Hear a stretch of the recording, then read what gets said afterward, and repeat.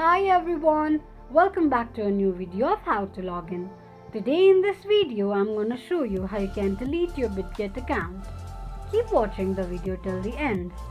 To delete your Bitget account, firstly open your Bitget application. The home page of Bitget will appear on the screen. Click on the profile icon at the top left corner of the screen. Tap on My Profile option on the top right side of the page. On the next page, click on Close Account. Confirm deletion of your account by tapping on Close Account once again. Tap on the box that says I understand and click on Next. To delete your account, enter your password and click on Submit. Tap on an eye icon to check if you have entered your password correctly or not. This is how you can delete your Bitget account quickly and easily just in few steps. If you have any doubts or queries, let us know in the comment section.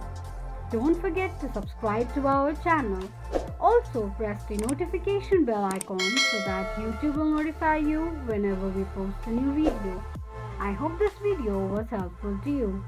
Thank you so much for watching.